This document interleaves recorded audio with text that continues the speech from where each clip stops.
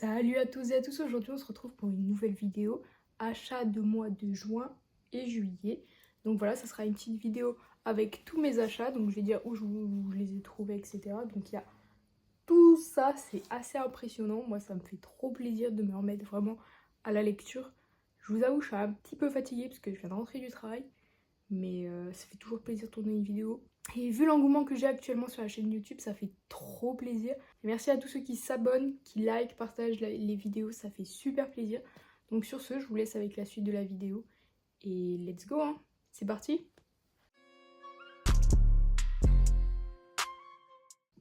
Donc on est sur à peu près 20 tomes pour le mois de juin et de juillet, donc c'est assez conséquent. Après, je vous avoue, il y en a pas mal que j'ai trouvé du coup en occasion.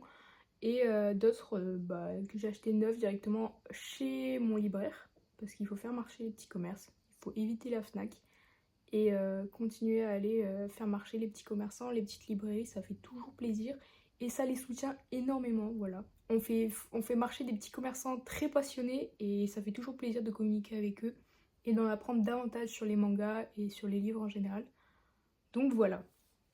Donc on commence ce petit achat avec le tome. Donc ça c'était le tome 1 de Spy X Family, donc avec la jaquette spéciale 20 ans, édition anniversaire, pardon, tirage limité avec la couverture en rose pastel comme ça qui est vraiment juste magnifique. Je crois que dedans il y a la doublure, c'est ça, de la jaquette originale, donc c'est vraiment pas mal. Ça fait très plaisir. Tac, voilà. Donc là vous avez la jaquette originale dedans. Donc le tome était aux alentours de 7,30 € chez mon libraire.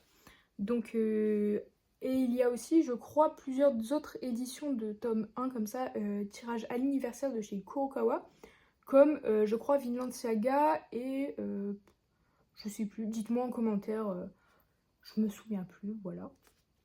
Donc ça c'était pour le tome 1 de Spy X Family, j'ai voulu découvrir ce manga et j'ai trouvé ça vraiment excellent, enfin pour le tome 1, je crois qu'on m'a dit que la suite, enfin le début est vraiment très très excellent, mais la suite devient un peu molle, donc je sais pas, je pense que je me ferai mon avis, peut-être pas tout de suite parce que je suis en train de continuer d'autres lectures, donc vous allez voir par la suite, mais pourquoi pas un jour lire entièrement Spy X Family et vous donner mon avis en vidéo.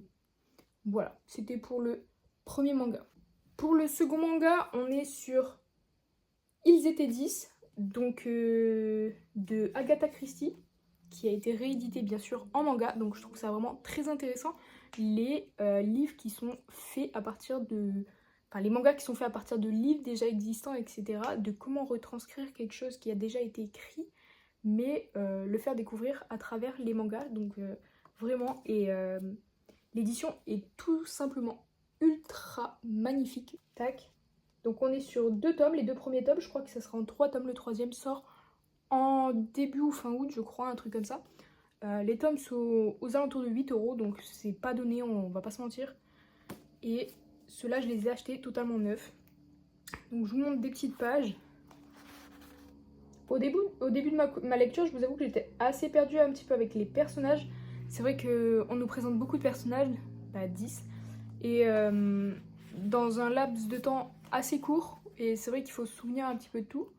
Je pense que au bout de 2 lectures, je pense qu'on doit bien se souvenir de certains personnages, mais voilà. Donc c'était Ils étaient 10, et il y a pour le moment 2 tomes, et le troisième qui va bientôt sortir, ça sera donc en 3 tomes.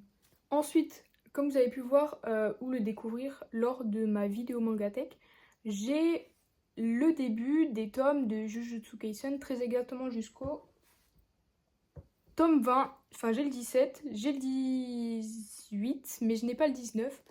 J'ai le 20, et après je n'ai pas la suite. Mais j'ai acheté l'édition collector du tome 26. Voilà, donc c'est un particulier qui me l'a vendu directement sur Vinted aux alentours de 4 €. Si je me souviens bien, c'était vraiment que sur... c'est une jaquette limitée qui était en gros accessible, je crois, sur Japanime directement. Et voilà. Et je la trouve juste magnifique. Pour la 4e licence, ça sera bien sûr du Dr Stone. Donc j'ai acquis, oui, les 4 derniers tomes Bon là il y en a que 3 parce que je suis en train de lire celui qui manque. Mais le 24, 25, 26 et 27 de Dr Stone parce que je veux bien sûr finir cette merveilleuse licence. Voilà, si vous n'avez jamais lu Dr Stone, ça mélange humour, ça mélange histoire, ça mélange science, c'est vraiment ultra enrichissant, mais aussi beaucoup d'amitié, d'aventure. Enfin franchement c'est trop bien, moi je kiffe vraiment ma lecture et là je suis au tome actuellement 25. Donc voilà pour ma lecture de Dr Stone et mon acquisition de tous ces derniers tomes qui sont juste exceptionnels, surtout le 26, je le trouve trop beau. Voilà, bon après c'est Boïchti, hein, on va pas se mentir, voilà, c'est pépite, hein, on va pas se mentir. Glénat, merci beaucoup pour cette édition tout bonnement incroyable. Oui, il y a un nouvel angle de vue en plein milieu de la vidéo, ne me demandez pas pourquoi, on dirait les vidéos de Squeezie ou de Cyprien à l'ancienne tard l'époque, mais c'est parce qu'en fait j'ai oublié un manga. Donc voilà, donc la magie du montage fera que vous ne l'ayez pas oublié. Mais je vous présente aussi ces mangas que j'ai achetés qui sont juste incroyables avec une édition vraiment magnifique. Une édition prestige ou j'en sais rien. C'est quoi, fil de... Je sais plus le nom de l'édition. Mais en tout cas, j'ai fait l'acquisition des The Promised Neverland avec cette édition juste magnifique. Voilà, tout en dorure. Après, je sais pas si à l'ancienne, est-ce que les dorures vont partir? Peut-être. Peut-être. Mais en tout cas, je trouve ça très intelligent parce que ça reprend un petit peu la forme grimoire, moins qui s'abîme beaucoup moins. Je veux dire, on me l'a envoyé sur Vinted les 4 premiers tomes pour 20€. Sachant qu'un tome vaut 20€. Donc c'est assez cher, on va pas se mentir. Mais je voulais vraiment découvrir The Promised Neverland parce qu'on en parle énormément et je voulais vraiment me faire un petit avis sur ce manga. Donc voilà, les 4 premiers tomes. Bon, le 4e, c'est moi qui l'ai acheté, hein, bien sûr, à 20 balles. Ça fait mal. Mais ça fait 40€ le lot pour le moment. Donc voilà.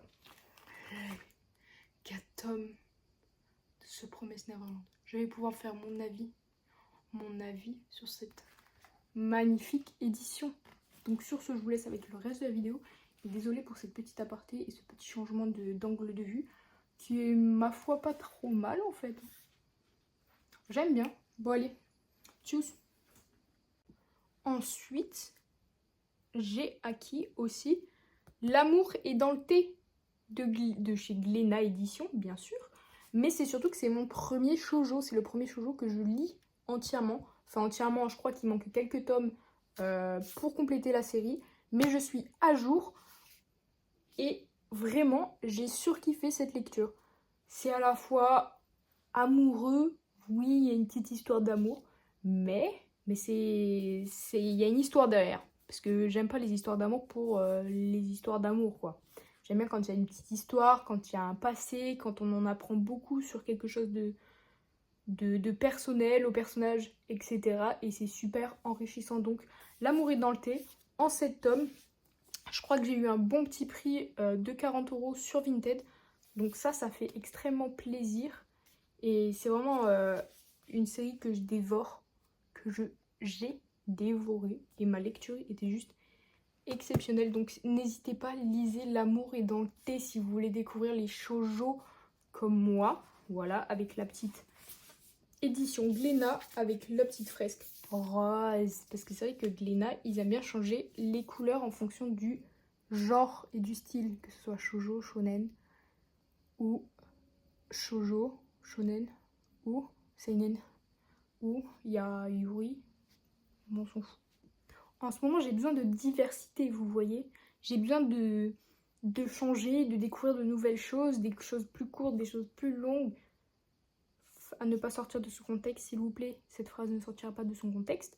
Mais je voulais vraiment découvrir un nouveau shoujo. Parce que après ma lecture de L'amour est dans le thé, j'en avais envie. Voilà, j'avais envie de lire de nouvelles choses.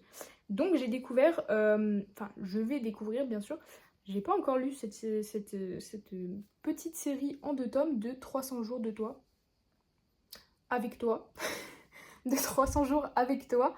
En 2 tomes seulement. Et voilà, ça annonce directement la couleur. Donc il y aura peut-être que 300 jours avec le personnage.